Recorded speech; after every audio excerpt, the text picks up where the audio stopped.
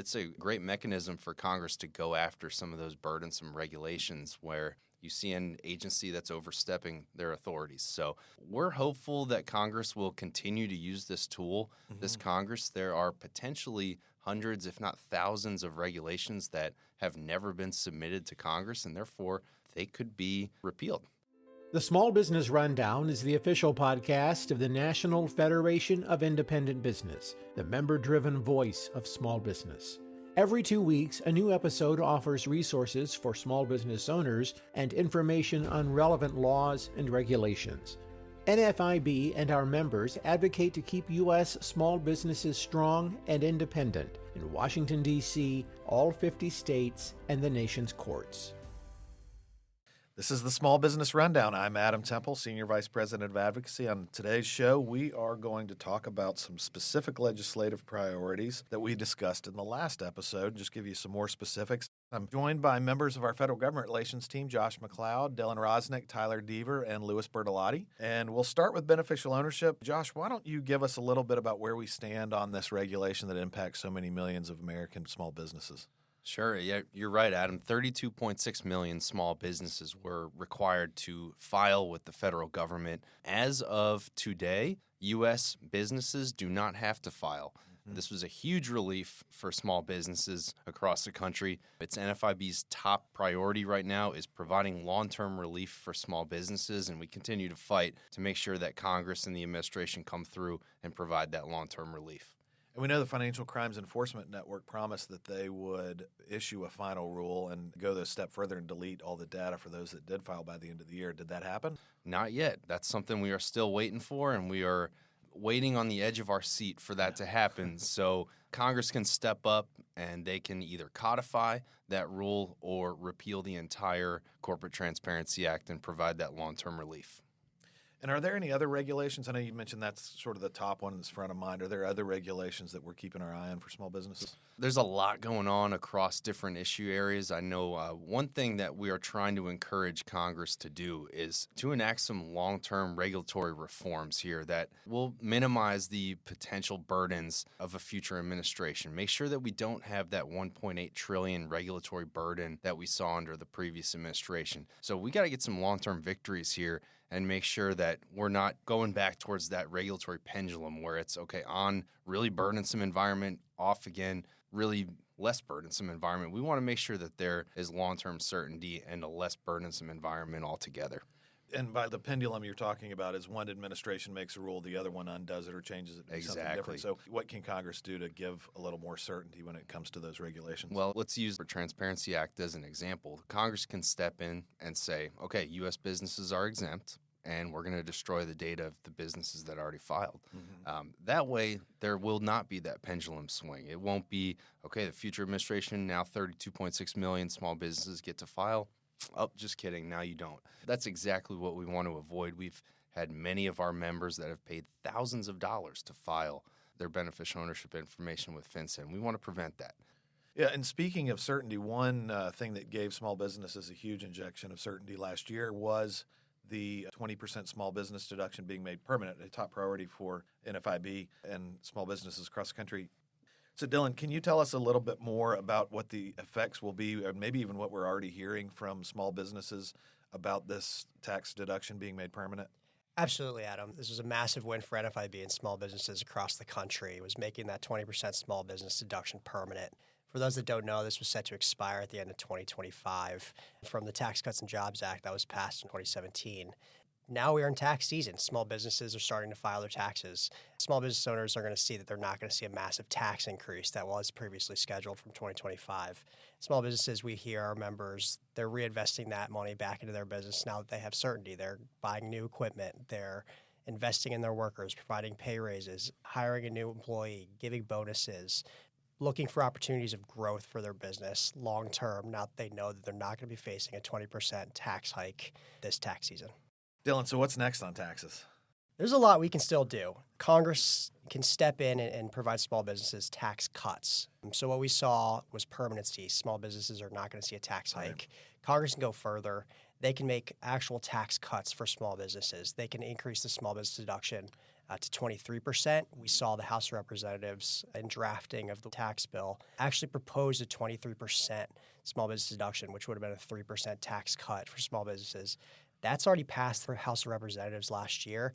Congress can go back in and make that tax cut, provide small businesses a 3% tax cut. Other things they can do, they can reinstate a smaller tax rate for small C corporations. So businesses that are still small businesses but organized as C corps, they can reinstate a lower tax rate. So they are different. They're getting a lower tax rate than their larger competitors. That actually existed pre-2017, the Tax Cuts and Jobs Act, so it's not a new idea. Congress can come back in and reinstate that tax cut. Another thing, they can repeal the debt tax, provide certainty for businesses that are handing down from one generation to the next so they know they're not going to see a massive tax hike. We could repeal the SSTB exemption, which is a little bit niche, but businesses like CPAs, small hospitals, little doctors' offices, they cannot receive the small business deduction. They are exempt from that, so they do not see that 20% benefit that every other small business is seeing. Congress can amend that to allow those small businesses to take that deduction and see that 20% tax cut. They can also look at individual rates. Pass-through businesses still are affected by the individual rates. They can look at lowering those rates. And that would affect small businesses, Americans across the country, with a lower tax burden. Thanks, Dylan. Josh, one of the things that Congress is able to utilize is Congressional Review Act, and that's something that they've done up to this point. Tell us a little bit more about that and how Congress might be able to use that to provide certainty for small businesses. Yeah, absolutely. This is a tool that has been underutilized by Congress until this year, really. There's been 22 Congressional Review Act resolutions introduced, and essentially what those do are they repeal burdensome regulation. And it's a great mechanism for Congress to go after some of those burdensome regulations where you see an agency that's overstepping their authorities. So we're hopeful that Congress will continue to use this tool. This Congress, there are potentially hundreds, if not thousands, of regulations that have never been submitted to Congress, and therefore they could be repealed. Don't they have a time limit? Haven't they run out the clock on this? There is a time limit that for a look-back period, but if the rule was never submitted to Congress, that time period never began. Dylan, at the end of 2025, there were a number of hearings focused on labor mandates. What legislation is being considered in 2026, and how would that legislation on labor affect small businesses? Absolutely, Adam. There's a lot of labor mandate legislation. It's been introduced in Congress, and a lot of it's gained bipartisan support from Republicans and Democrats in the House and the Senate. Two examples that I'll hit on are the PRO Act. It's been around for a while. It's a massive package of union priorities, essentially banning the use of independent contractors, forcing all 1099 independent contractors to be switch to W-2 employees. That would be a massive mandate that would restrict small business owners from starting their own business, quite frankly, and being contractors, but also a massive mandate that would impose massive burdens on businesses that use independent contractors as a part of their business to do a niche job that they don't need to hire a full-time employee for, but they can hire a contractor to do one job for them.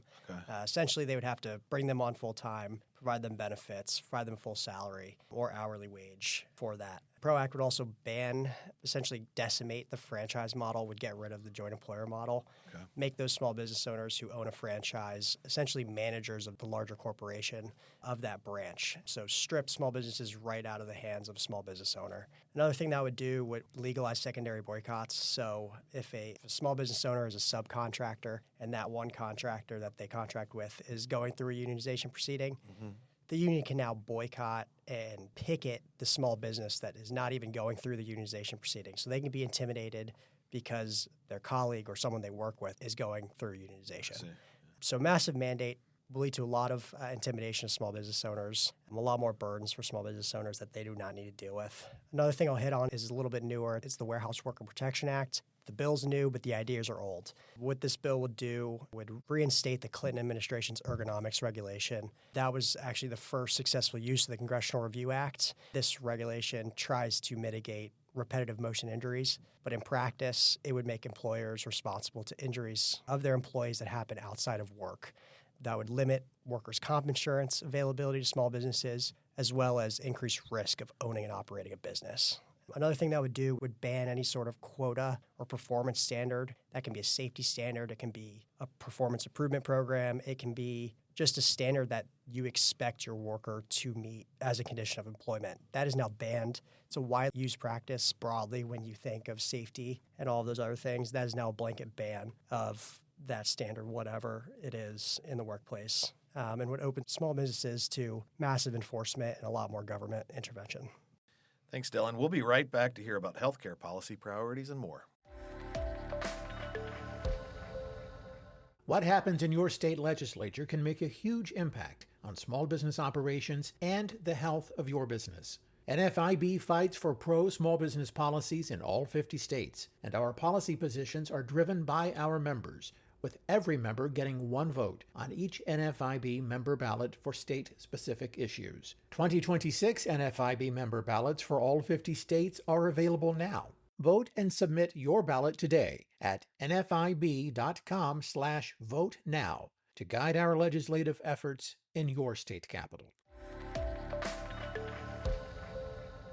Now we're back, and we'll start back with healthcare. Tyler, healthcare affordability is a constant concern of small businesses, has been for the last 40 years or so. What work is NFIB planning to do to address this issue? So we're fighting hard to get Congress to act on legislation that reduces healthcare costs for small business owners. Specifically, we're looking at tax tools such as codifying ICRAs, which are now going to be called choice plans, which open up a whole new realm of allowing a business owner to set their budget, contribute to what they can afford to their employees, and then their employees go shop the marketplace on the individual level for their health care. Okay. We're also looking at options to expand the menu of what's available for small businesses to get their health care, really looking at short-term limited duration and seeing how we can more or less eliminate the time limits that are currently existing that really make it impossible for our members to take advantage of short-term limited duration plans. Tell me a little bit more. What is a short-term limited duration plan? So these plans, they exist outside of Obamacare regulations, so that means they're much less costly to take these up, as well as they have a broader provider network, which really could play well for folks in rural areas. Okay. We're also looking at eliminating mandates from Obamacare that jack up the price of health care. And there will be several opportunities to address this in the coming year, hopefully more than one. Yeah. I'm seeing at least maybe even 2 or 3 opportunities that Congress will have to take advantage and get small business priorities at the top of the healthcare list. Much needed relief for sure.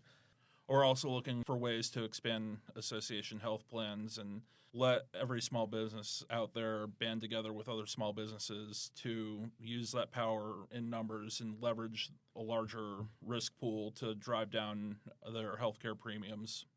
Excellent. Lewis, there has been some recent movement on energy legislation. I'm wondering if you can tell us a little bit more about that, but also why that impacts small businesses. Yeah, so the first thing to understand is that the United States is in the midst of an energy revolution. There truly has never been the situation that exists right now because the United States is producing more energy than any country in the history of the world. And so we're in a very interesting situation because we're also consuming more energy than any country ever has previously. And so this past July, the American consumer set a record for more energy consumption than any other day in history. And so what you're seeing is after decades of stagnant electricity growth in the United States, we're now increasing at about 2% per year with estimates that we might go up to 45% in the next decade. And so what this means is that a lot of commercial rates have increased significantly, and so small business owners are paying more for energy today than they have in the past. And we've seen this. We recently did a survey of our members, and 97% said that energy cost is a significant factor in their cost estimates every year. And 92% actually said they've seen an increase in the last 3 years. And so unfortunately, this is not getting any better anytime soon as the commercial and manufacturing sectors continue to jump up in the United States with demand for data centers and different onshoring of manufacturing and other kind of components. So there's a lot of concern amongst small business owners that electricity and energy costs are going to continue to increase and take up a larger portion of their businesses. So what we've done is we've supported a couple pieces of legislation that have recently made moves in the House. For example, the SPEED Act, which recently passed the entire chamber, and the Energy Choice Act, which just advanced out of committee. And so what the SPEED Act does, it's a permitting reform bill that would make it easier for energy producers in the United States to produce more energy. The Energy Choice Act prohibits bans at the state and local level of different types of energy sources. And so we believe that legislation such as these, as well as the 9 different Congressional Review Act bills that we've supported this Congress, will help lower the cost of energy and increase the reliability of the sources that are out there currently. Anything else you want to add, Lewis?